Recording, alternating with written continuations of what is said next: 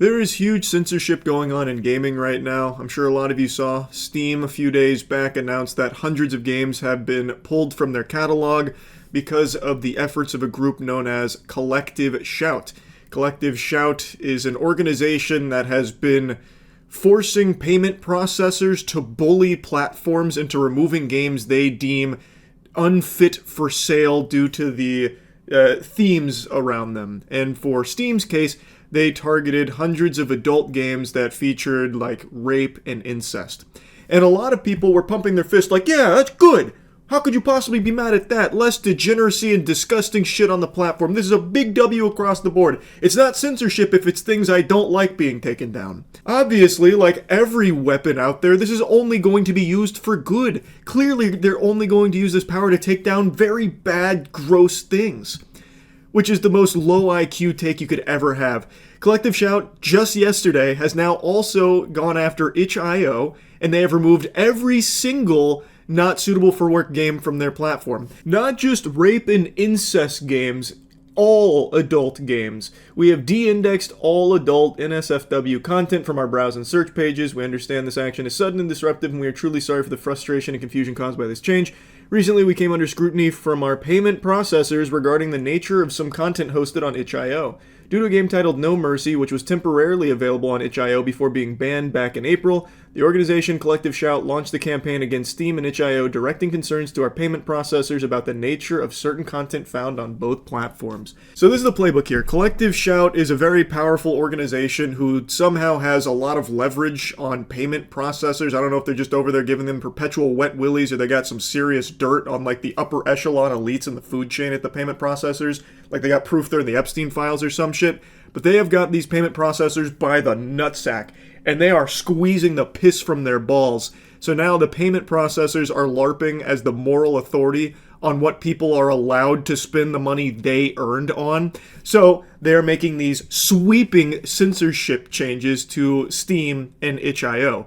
Steam, they made it very easy for the public to not make a big stink about it because they went after a very low-hanging fruit target that most people aren't going to be upset about.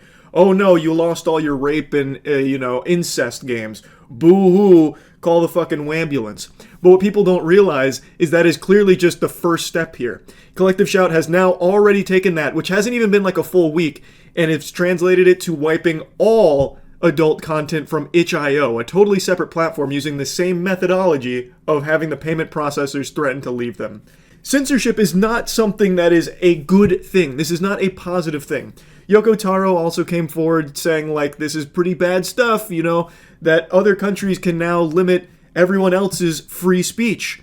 He's right. That's not great. You don't like to see that. And let's go ahead and extend this to its natural conclusion here. As Collective Shout becomes more and more successful at censoring games, other organizations will spring up and do the same for things Collective Shout maybe doesn't want to see censored. Like, who's to say, with this censorship, now that it's proven that it can be done by having the payment processors threaten to pull out of these services, if you can bully them through the payment processors, you win. That's checkmate. Who's to say an organization doesn't pop up that wants to take away all kinds of LGBTQ representation in games? And now that they have a proven formula to follow, they could easily spring up and be probably very successful. Another organization could come about where they believe that M-rated games just shouldn't exist. Games should be focused purely to appeal to a younger demographic. They shouldn't be deep, thought-provoking games. There should be no violence. There could easily be a very puritanical organization that comes forward making similar pushes for censorship. I don't know how delusional you have to be to think that somehow this is only ever going to be used against bad things. It's not. And it's already extending way beyond what it started with for Collective Shout. They started with a very easy win on a genre of games that most people aren't really going to miss. And they have already extended that to just broad adult content from another platform, itch.io. And as they continue to be more successful, more organizations are going to follow that blueprint, follow those footsteps, and be successful as well, censoring other things that maybe Collective Shout doesn't want to see censored. It's going to just be fucking pandemonium because it is clear now that these platforms are willing to go belly up, roll over, and suck the fucking schmeat of the payment processing cartel that shackles them. These payment processing patriots, who all of a sudden care so deeply about morality, are able to get these platforms to censor themselves at the behest of the organizations that are strong-arming them. It's absurd, and it doesn't stop there. If you do any amount of research on Collective Shout, you'll see that it's not just like adult games. They also went after Detroit Become Human and Grand Theft Auto 5 for absolutely fucking outlandish reasons. Like, this is actual horse hockey. And another scary fact, the article I was reading on stream, which I'm going to show you clips from so you can see about their previous attempts to go after things like Detroit Become Human and GTA 5, that article that I was reading then got taken down 8 hours after stream, because Vice deemed it was a little too controversial, because the article wasn't super favorable to Collective Shout. So Collective Shout not only has pull in censoring games, but it looks like they can even take down some articles that are a little, harsh on how they're going about their mission or what they're trying to do here. In other words, it seems virtually impossible for Steam to host any adult games depicting child abuse. Rather, Collective Shout may be targeting popular video games that depict children in scenarios where they face distress or harm, even if these depictions are intended to encourage concern and care in the player. From there, the organization may be describing these titles as featuring child abuse. In 2018, Collective Shout encouraged its supporters to sign a petition to ban Detroit Become Human for sale in Australia, claiming the game features child abuse and violence against women. The petition focused on an abusive father's violent behavior towards his housekeeper and daughter in the game. This dynamic, core to the character Kara's story arc, is intended to encourage empathy for the abused woman and child.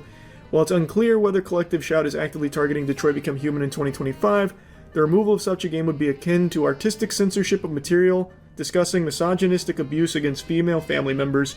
Targeting the game, in other words, could be considered anti-feminist in intent. That doesn't really make any sense.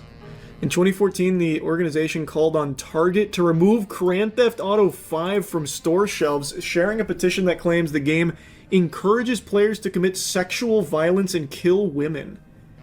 Collective Shout described GTA as if it were a misogynistic funhouse, stating the game lets players enact their fantasies of committing extreme violence against women, including punching women to the point of unconsciousness, killing them with a bat, gun, or machete, running them down with a car, and setting them on fire as they continue screaming. What world are we living in? What? So that all this is only reserved and acceptable if it's men. Like, if you're killing men with a bat, gun, and machete, running them down with a car and setting them on fire as they scream. These arguments are so weak and flimsy, and I think just downright detrimental to what they claim their mission is. This would basically, like these two things in conjunction, would make it so like most games won't even put women in there.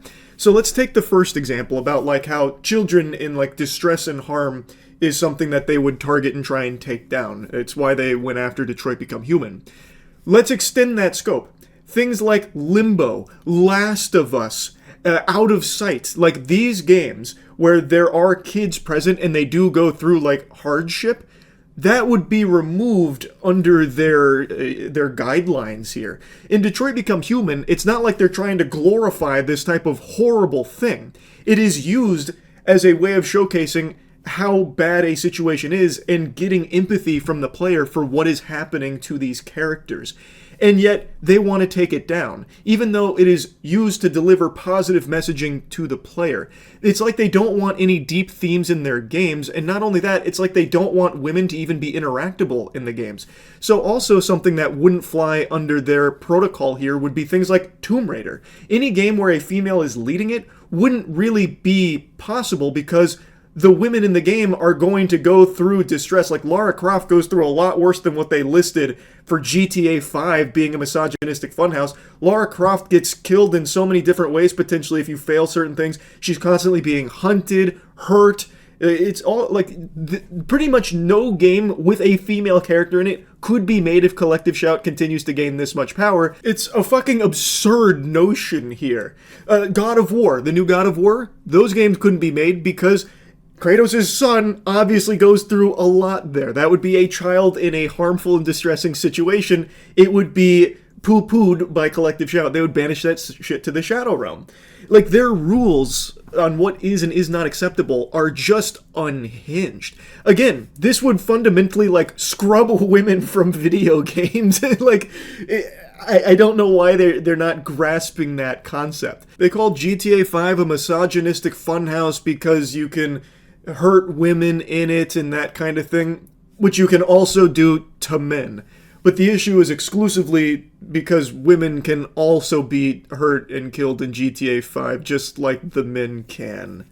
It's not like GTA 5 is telling the player, you have to go commit these sexual violent acts against women right now. We need you as the player to score 100 sexual violent crimes against our women in the city right now. Go out there. That's the quest.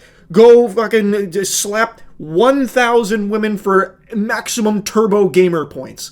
Like, it's pretty fucking crazy. So basically, if you are going to have women in the games, the only way I see that even be possible with Collective Shout's, groundwork they're laying here, the way I understand it, is if every female in the game is immortal, God mode activated, and uninteractable outside of dialogue and cutscenes, but the female character also cannot go through anything distressing or deep, basically has to just be like a completely flat nothing burger of a character. Otherwise, it could be like too much harm that they faced or something in the game. It just seems completely antithetical to what the mission they claim to have is.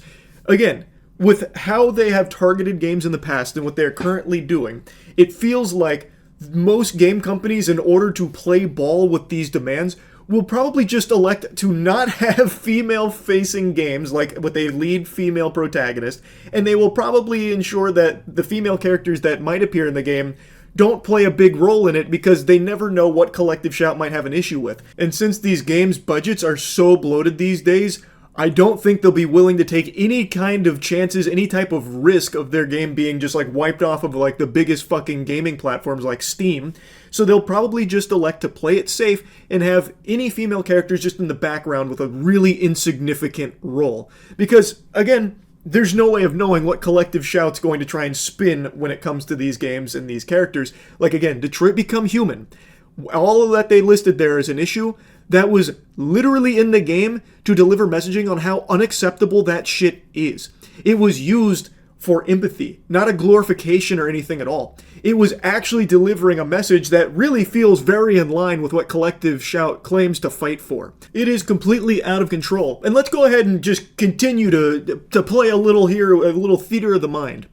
If you can successfully bully payment processors, and it's reported that Collective Shout is doing this by constantly phoning them up with like 1,000 employees or so. I don't know if that's all confirmed or not. But if you can get 1,000 people together and successfully have these payment processors threaten to leave some of the biggest platforms for gaming, think about what kind of power you can control with these payment processors. If you can just have them like puppets on your strings, that is so dangerous. There is no amount of mental gymnastics you can possibly do to conjure up a justification for why a payment processor has a say in what you can spend your money on, what they will permit you to spend your doubloons on. That is a bad direction for the future, which obviously extends far beyond just video games. This is a much bigger topic, a bigger issue than just gaming. If payment processors are now going to step in and basically be like the fucking, lacrosse house party guy who's like, who do you know here? No, you're not allowed in. When you're trying to spend your money on a product, we've got a huge problem. Just play with that possibility here for a second. Like, let's say you want to buy a dildo or something, right? You want an adult sex toy. Well, what if the payment processors deem those to be obscene? We will not support any businesses that are selling these adult toys. Consumers shouldn't be able to buy these. Okay, all of a sudden you can't buy those? That's been fucking wiped out. And let's take it to something that's not even sexual. Let's say a katana or something. I want a katana for my room. I really liked some of the blades from One Piece. It'd be really nice to have a replica blade. Well, turns out the payment processors deem those to be a little too dangerous and threaten to pull out of any websites that are offering katanas for sale because those are some very scary, lethal weapons. So, can't buy those anymore. It's a big issue. Payment processors should have no say in what you spend your fucking money on. Of course, that doesn't apply when it's like you trying to buy something highly illegal. I get that. But things like this is absurd. Like, this is completely preposterous and out of control. Anyway, I just had to yap about this a bit. That's really it. See ya.